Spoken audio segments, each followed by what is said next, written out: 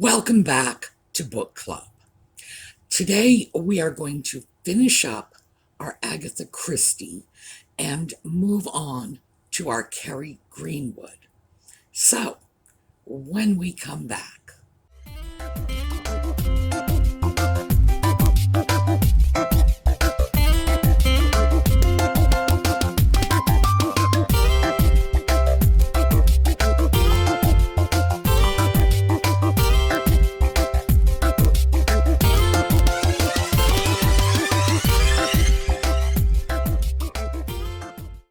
So what did you think of The Murder of Roger Ackroyd? I really want to hear this in the comments. The Murder of Roger Ackroyd was considered, and still is considered, I don't want to make that sound like it's something in the distant past or that the opinion has changed. It was widely considered to be Agatha Christie's best work, and it is also generally considered to be the best example of this type of detective fiction. I'm not going to blurt out the ending because I know some of you may not have finished it yet. And the ending, the book is all about the ending. It's all about the whodunit. And she had all of her classic elements. It was an Hercule Poirot mystery, and I believe it was the fourth of the Poirot books.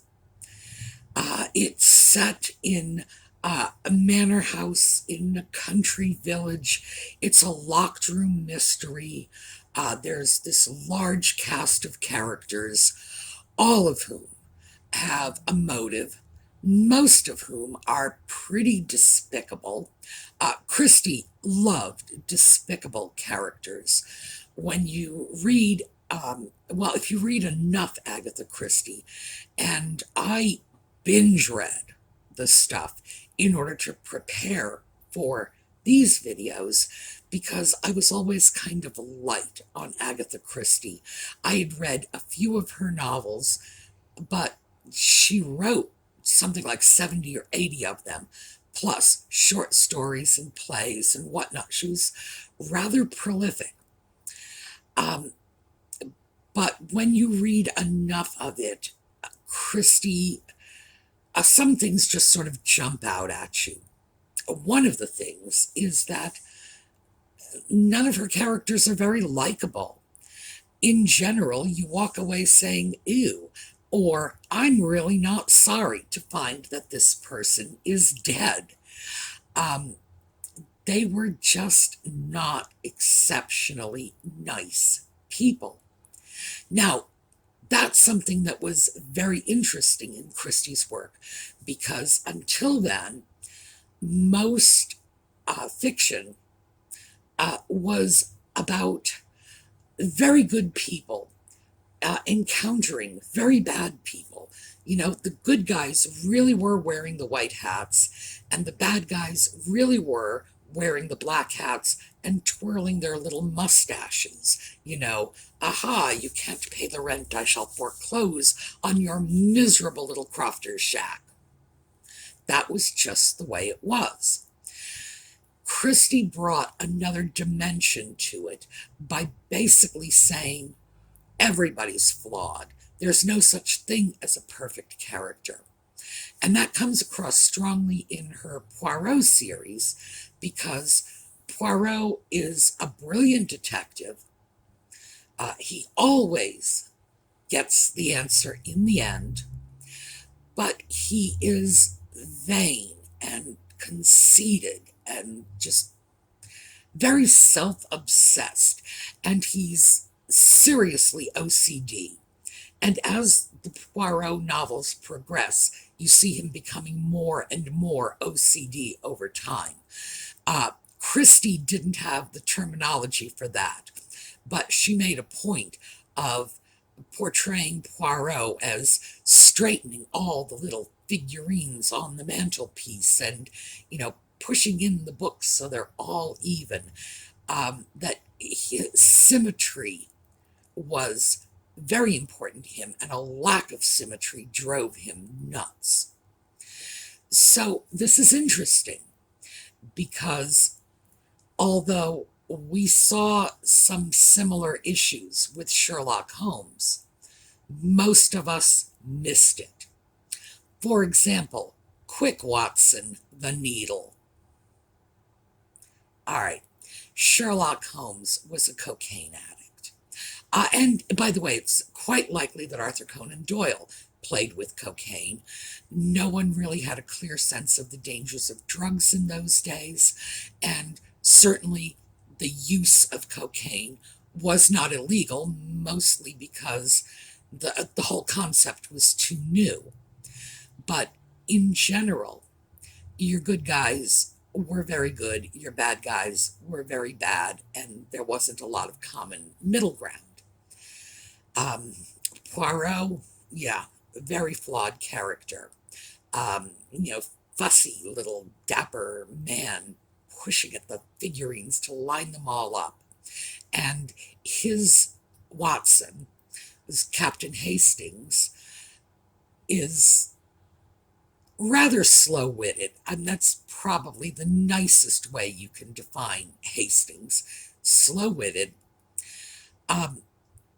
falls in love as easily as changing his socks, sits across from a woman on a train for 15 minutes, and she becomes the love of his life. Yeah, that's one of those things that sort of strains credibility. But I guess we can see that as one of Hastings' major character flaws. If a woman is pretty and has auburn hair, as far as Hastings is concerned, she can't possibly be the murderer because she is, in fact, now the love of his life. So that was something of a novelty, a 20th century thing that Christie brought into the works. There is a certain sort of straining of credulity, especially as I did, if you read them, a lot of them, in particular, if you binge read them, so that you're seeing one after another, and you see the patterns, you find yourself saying after a while, why don't these people just get up, walk out of the room, and say, try selling that bit of Byzantine logic to a jury. I'll see you later. But I guess in Christie's day, people didn't do that. The murderer was compelled to confess. Who knows? It's fiction. Anyway, Roger Ackroyd was a very well-constructed piece of detective fiction. And it's the ending. It's all about when the murderer is revealed. And I remember the first time I read that, which was a long time ago, thinking to myself, wow, how is it I didn't see this coming? It's so obvious when the beans are spilled. How did she dupe me into giving this character just a pass from the get-go? Well, she did. And she did that to most people, and that's why this is considered such an outstanding mystery.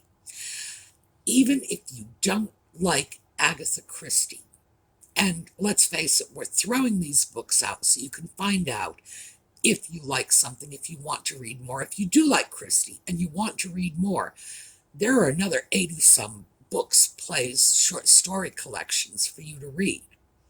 So, starting off with the best doesn't hurt. But what we are doing is just kicking things out. Even if you don't like Christie, having read The Murder of Roger Ackroyd, if you're going to read any detective fiction at all, it's widely considered the best. It invariably hits the list of top 10 best murder mysteries ever. It's right there. So it's the one that you need to read if you're going to look at detective fiction at all. If you're not going to look at detective fiction, great. You read this one, you can say, I read The Murder of Roger Ackroyd. Thank you very much. I don't like detective fiction. And no one can argue that you didn't give the genre a fighting chance. So, let's move on to Kerry Greenwood. We have some strong areas of common ground here. Agatha Christie was writing contemporaneously in the 1920s. And Kerry Greenwood is writing 100 years later. Well, I think she started in the 90s, but she is still writing 100 years later, but setting her novels in the same time frame, the 1920s. Now, Christie has set hers in England. Well, The Murder of Roger Ackroyd is in England. Mostly they are in England. She does vary her settings, and so some, obviously The Murder on the Orient Express is in Europe.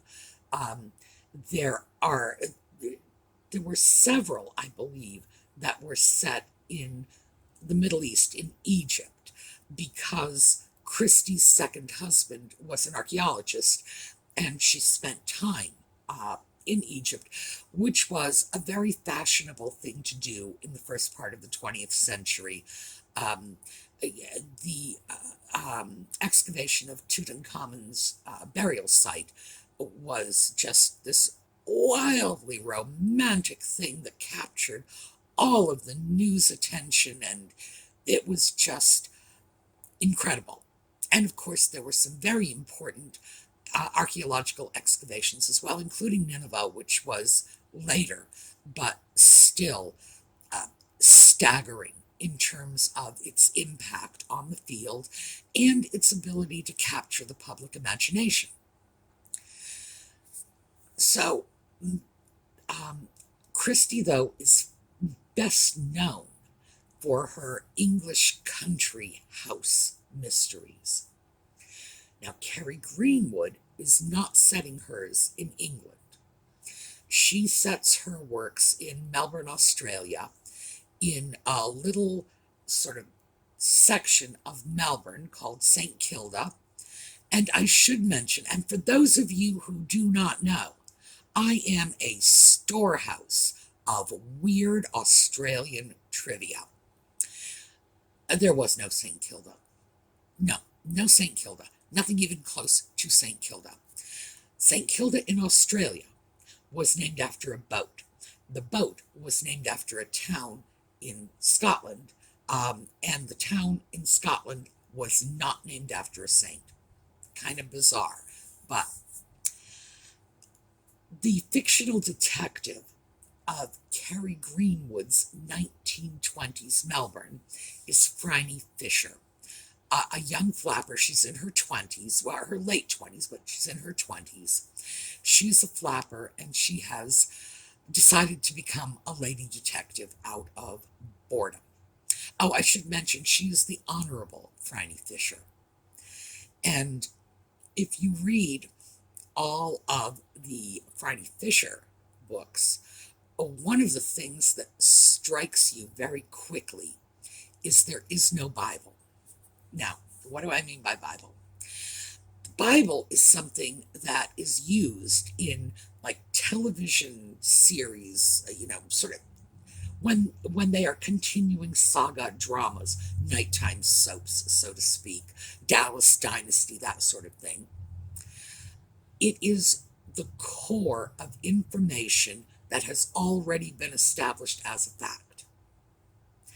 In order to continue with a good series, you need a copy of your Bible. So if you say that your character was born in 1902, you need to make a note and write that down so you can refer back to it. And the reason I say this is because Phryne Fisher, the Honorable Phryne Fisher, is variously described as the daughter of a baronet, an earl, and a duke. And there are some problems with that, because to be the Honorable Phryne Fisher, she needs to be the daughter of a viscount or a baron. I actually looked that up, mostly because Greenwood continually changed her father's rank. Nevertheless, Phryne Fisher is a wealthy English socialite who was raised in the slums of Australia, dire poverty in her early years, because her father didn't inherit the duchy or barony or whatever it was he was supposed to have inherited until she was 12 years old, and the First World War rather killed off the people standing between him and the title. One of my complaints, I should probably throw this out, one of my complaints, in addition to the fact that there is no Bible, because if you read Cocaine Blues, which is the one we're starting with, Phryne's maid, Dot, is originally introduced as Dorothy Bryant, and later, in the same book, the name changes to Dorothy Williams. So I think maybe there were some editing issues, but nobody actually kept track of this. Phryne is, 12 years old when her father inherits the fortune and the title and so on, and she's dragged out of poverty. And at the age of 27, she is an accomplished airplane pilot. She is an accomplished driver, automobile driver, which was in those days a skill. It wasn't like you just got behind the wheel. She was an accomplished shooter and archer, and I'm trying to think, it's almost like she was Batman, you know. That is one of the flaws I find with the book. Not that any woman in the 1920s should have many of these skills, because they very often did. But generally speaking, being 27 kind of limits your ability to have acquired the necessary skills that are attributed to Phryne. Oh, I'm sorry, I forgot about the Apache stuff. Yes, apparently Phryne also traveled with the Apaches of Paris. They called them Apache, but they were named after the American natives, the Apaches, because, frankly, they were gangs of anarchistic, wildly violent street criminals who, one of the big problems I have with Greenwood, are romanticized in her works. And in fact, they were smash and grab artists who didn't hesitate to carve up their victims with sharp knives. So, but it's part of the whole, I don't know, fantasy, I guess. Phryne Fisher has been everywhere, she's done everything, and so she decides to settle in Australia and become a lady detective in the 1920s. In my opinion, and this is my personal opinion, of course, this is what you've been hearing all along, right? In my opinion, the great value of Carrie Greenwood's work is not the mysteries. I think the mysteries are derivative, and we know this just from the title. For example, Agatha Christie has Murder on the Orient Express, and Carrie Greenwood has Murder on the Ballarat Train. Yeah, it's just, and it's clear that you know, she knows what she's doing. These are tongue-in-cheek titles, so it's not about the plotting. I think it's about the history. One of the things that Greenwood really does well is she captures the 1920s. Now, I know nothing about the 1920s in Australia other than what I've read. I am not Australian. But because I my grandmother and my great aunt were young women in the 1920s, and because I was very close to both of them, I know more about the 1920s than I know about, the 1940s and early 50s when my mother was a young woman.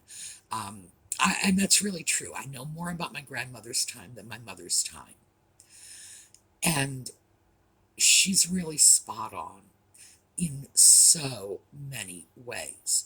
I think that Greenwood stands out as a really good amateur historian. She's skilled at bringing those times to life. As for the rest of it, she does not have the recognition of an Agatha Christie. It's not likely she's going to. She is not one of the top tier writers. She's falling a little lower on the scale. Her books are probably more likely to be categorized as romance novels than as real mysteries because, as I say, the fantastical elements in them are very much over the top. And Phryne Fisher sleeps with every man she's ever met, never met a man she didn't bed. And it's elements like that that tend to reduce the status of a book in terms of, well, intellectual respect, let's put it that way. It's the sort of thing that takes a good mystery and tends to drop it down until it becomes a bodice ripper. So, I think Greenwood's making a mistake when she does that, frankly, but I don't think she cares about my opinion. But, having said all that, these are very entertaining reads. I think I may have read the entire Phryne Fisher series. I'm not sure. Other books may have come out. I haven't read anything in the last couple of years, so other books may have come out. I have to say, they are very entertaining reads. There are, frankly, long passages that I just skip over.